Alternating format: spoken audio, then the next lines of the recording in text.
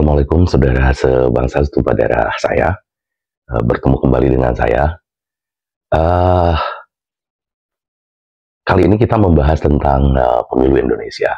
Tadinya sejak pemilu ini akan berlangsung, saya memilih sebagaimana permintaan dari para penonton channel ini juga untuk tidak membahas pemilu karena saya tidak ingin ikut campur berpihak pada salah satu calon atau apa di sana untuk menghindari perpecahan.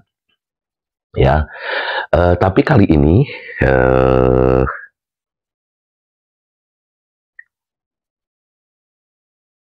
saya mendapatkan satu permintaan dari penonton channel ini. Di sini namanya Basir Ngempu 2289.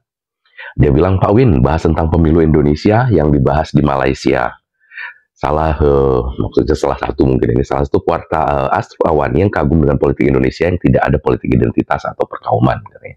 Oke, baik. Jadi kali ini kita bahas tentang pemilu Indonesia yang mana sekarang ini kita sedang menunggu hasil penghitungan manual terhadap hasil pemilu ini. Dan seperti biasa, ketika pemilu sudah berakhir, ada dinamika di Indonesia sebagaimana pemilu-pemilu sebelumnya. Di mana kita tarik-tarikan lah ya antara peserta pemilu sekarang. Tapi kalau kita mau jujur, sebenarnya untuk tahun ini dinamika itu tidak sekeras tahun-tahun sebelumnya, 2 tahun ke belakang ya. Dan meskipun sekarang ini ada sedikit friksi, saya percaya dari pengalaman-pengalaman sebelumnya ini akan segera kita atasi ya.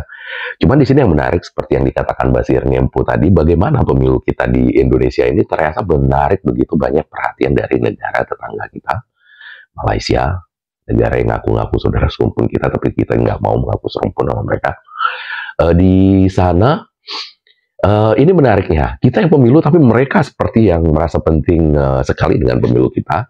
Di sini kalau Basir Ngempu tadi, dia katakan bahwa Astro Awami yang mengirimkan khusus jurnalis ke Indonesia, tapi sebenarnya bukan cuma Astro Awami. Nah, kalau kita lihat di berita ini di Malaysia, mereka mengirimkan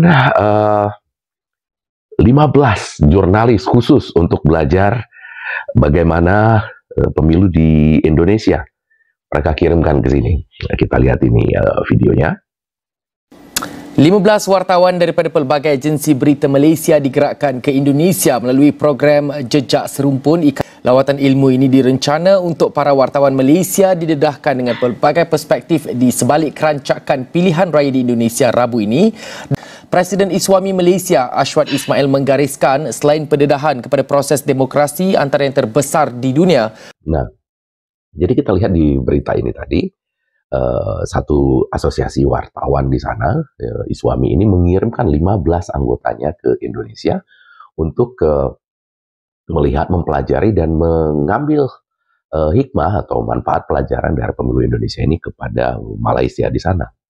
Dan di sini berikut ini kita lihat bahkan Presiden Iswami ini sendiri mengakui kehebatan Indonesia gitu ya. Wartawan yang terpilih juga bakal mengadakan pertemuan dengan dialog dengan pemain industri yang menjadi cerminan kepada kehebatan Indonesia. Kepada proses demokrasi antara yang terbesar di dunia, kita juga memberi penekanan terhadap exposure ataupun pendedahan kepada 15 orang wartawan Malaysia terhadap elemen-elemen yang menjadi cerminan kepada kehebatan Indonesia itu sendiri.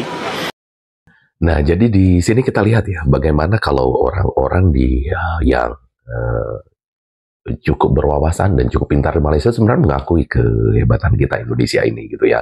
Sayangnya orang-orang seperti ini adalah minoritas di Malaysia ya. Jadi mungkin kebanyakan minimal 80% orang di Malaysia itu ya semodel ini. Tidak berminat. Saya tidak berminat untuk bercakap dengan pendatang haram, dengan anak-anak pendatang haram. Saya tidak berminat untuk bercakap sebab mereka ini bagi saya adalah binatang-binatang yang teruk lagi daripada binatang ternakan. Si Ustadz Sopian ini yang merasa negaranya itu demikian besar, padahal mereka itu perlu banyak belajar gitu kepada kita. Makanya di sini saya katakan ya, mereka menghina kita apa segala macam, tapi mereka juga belajar di kita. Kalau kata orang Sunda itu dipoyok di lebok. Itulah mereka Malaysia, termasuk soal pemilu ini gitu. Dan kita lihat yang mengirimkan wartawannya ke sini itu bukan hanya wartawan seperti Arstu Awami ini, bahkan podcast yang terkenal di Malaysia ada yang namanya Keluar Sekejap gitu ya. Ya, saya suka sih nonton karena hostnya itu pintar-pintar dua-duanya. Itu khusus mengirimkan hostnya ke sini untuk memantau pemilu Indonesia, untuk mereka pelajari, untuk disampaikan kepada masyarakat mereka di Malaysia gitu ya. Saya bermula di Jakarta. Sudah tentu untuk memahami pilihan raya ini secara menyeluruh tak cukup hanya di ibu negara, tapi kita mula di sini. Apakah topik-topik hangat, apakah isu-isu yang mewarnai kempen pilihan raya pada 14 Februari dan juga pada bulan Jun nanti kalau ada putaran kedua. Ya, kita lihat bagaimana mereka di level intelektual seperti ini begitu mengagumi Indonesia, begitu menghargai mereka. Nah, sekali lagi sayangnya mereka itu minoritas, dan makanya kita melihat lucu melihat kerucu-kerucu Malaysia yang bisa dikatakan 80% lah minimal dari warga mereka itu yang menganggap remeh kita gitu. Orang-orang yang menganggap bangsanya sendiri sedemikian hebat ya. Masyarakat yang merasa paling hebat ya, model si Ustaz Sofyan, dan juga yang komentar-komentar yang masuk di sini bahwa negara mereka itu yang paling dicari orang, yang paling segala macam gitu. Sementara mereka sendiri masih sebenarnya tertinggal jauh secara demokrasi. Sebenarnya kita lihat di sini ya, orang Malaysia sendiri yang pintar-pintar ya, bukan yang komentar-komentar di sini yang gak jelas model-model pendukungnya Ustadz Sofyan itu. Mereka mengakui sebenarnya kehebatan kita gitu ya. Tapi ya itulah Malaysia. Di satu sisi kita dihina, di sisi lain kita dikagumi oleh mereka. Dan dari awalnya sebenarnya Malaysia ini iri sama kita, bahkan penamaan Malaysia sendiri itu ngikut-ngikut kita, tapi nggak sesuai kaidah. Tapi soal itu nanti kita bahas di lain waktu ya. Kenapa mereka mengirimkan wartawannya ke sini untuk melihat bagaimana proses demokrasi di Indonesia? Karena proses demokrasi di Indonesia ini itu yang tidak mereka dapatkan di tempat mereka. Kita lihat seperti ini. Dalam pengalaman aku pergi ke Indonesia, dah bertahun-tahun, berkali-kali dah pernah pergi. Satu benda yang aku sangat menarik, yang aku pandang sebagai sesuatu yang sangat menarik tentang Indonesia adalah political literacy, kefahaman politik. Literasi politik. Literasi politik. Benda tu adalah sesuatu yang bagi aku seringkali menarik perhatian aku, sebab kalau awak tengok political discourse di Malaysia, diskusi politik, perbincangan politik di Malaysia, kadang-kadang diskusi tu terlalu surface level, terlalu murah-murahan, pergaduhan yang murah-murahan, perbalengan cacian dan makian yang murah-murahan. Artileri politik dia pun murahan. Artileri teknik politik pun terlalu murah. Dia akan mainkan sentimen-sentimen yang murahan. Tetapi di situ, even tak payah pergi jauh lah, bulan 7 lepas bila aku sempat ke Lombok, dan individu yang aku naik Grab daripada airport ke hotel kan, dan even Grab driver aku pun dia adalah dia pernah bekerja di Malaysia dalam construction sector. Boleh dikatakan lower middle class punya orang, tetapi cara dia membicarakan politik negara dia tu was with so much of depth. Dia katakan bahwa ya di Malaysia itu perdebatan politiknya itu cetek. Mereka lebih ke isu perkauman. Karena di sana itu sangat penting ya, seperti berulang kali saya katakan di video ini bahwa Malaysia itu adalah satu negara apartheid yang masih eksis di planet ini gitu. Ya, mereka memisahkan hak dan manusia itu berdasarkan rasnya gitu ya, dan itu memang merupakan perkara yang sangat umum bagi mereka.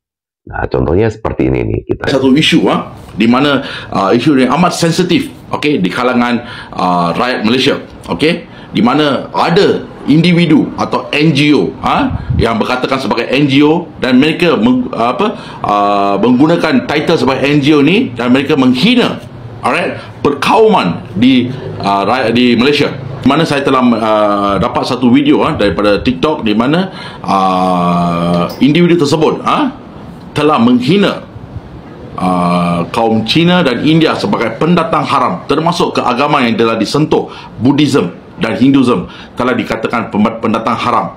Lihat bagaimana ada seorang dari wajah yang kita lihat etnis India di sana, mereka dihina rasnya dan agamanya oleh salah satu NGO di Malaysia. Saya nggak tahu NGO-nya, tapi itulah realitas mereka. Gitu.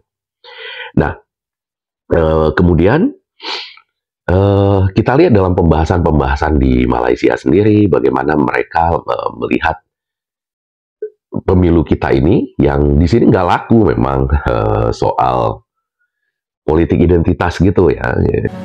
Menariknya, walaupun Anies ini dilabelkan dengan politik identitas usai kemenangan beliau di dalam pilihan raya gubernur pada 2017, itu tidak melekat pada beliau dalam pilihan raya pemilu kali ini. Maksudnya orang membahaskan soal dia nak berbanding hanya membangunkan IKN, dia nak membangunkan 40 kota di Indonesia yang sama macam IKN. Orang membahaskan soal itu. Nak membangunkan 20 stadium yang sama macam JIS di kota-kota di Indonesia. Maka orang tidak bercakap lagi soal dia disokong oleh kelompok-kelompok far right tertentu di Indonesia. Tidak. Benda itu terus hilang.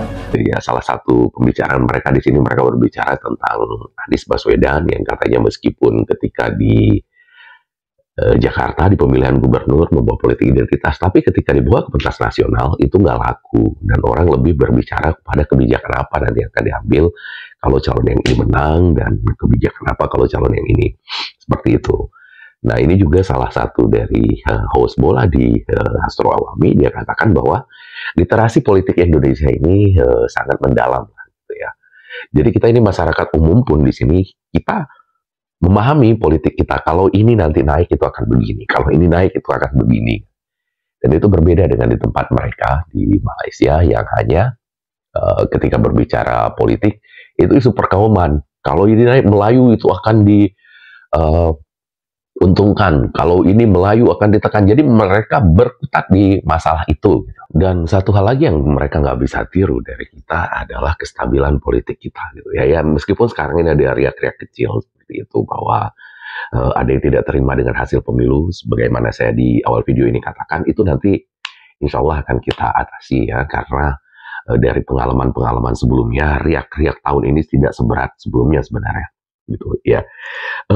Di sini stabil, kenapa? Ketika seorang presiden terpilih di Indonesia, itu hampir bisa dipastikan dia akan langgeng di jabatannya itu sampai akhir masa jabatannya 5 tahun. Nah, nanti kalau masyarakat puas di 5 tahun itu akan berlanjut mungkin 1 periode lagi. Kalau tidak, orang akan meninggalkan gitu ya. Karena sistem politik kita dengan di Malaysia itu berbeda. Mereka di Malaysia yang dipilih itu anggota legislatif. Ya, jadi seperti umpama kita di sini pilih partai PDI, Golkar dan segala macam.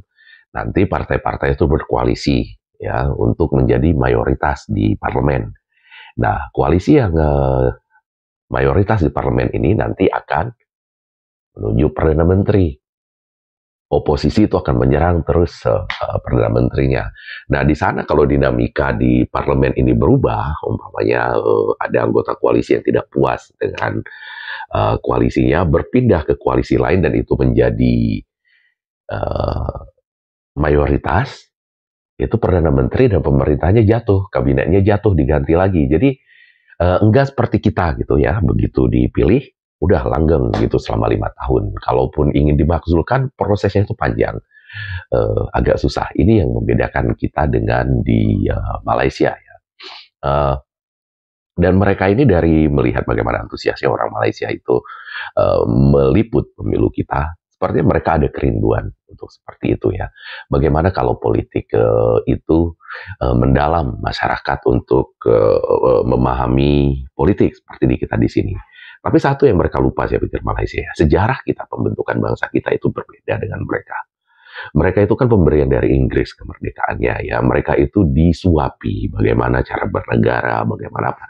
Tidak datang dari rakyat sendiri kalau mereka. Sementara kalau kita itu kan datang dari rakyat. Rasa memiliki kita terhadap bangsa ini berbeda dengan mereka. Karena kita memperjuangkan bangsa ini berdiri, gitu ya. Jadi rasa memiliki kita itu berbeda dengan mereka di Malaysia gitu.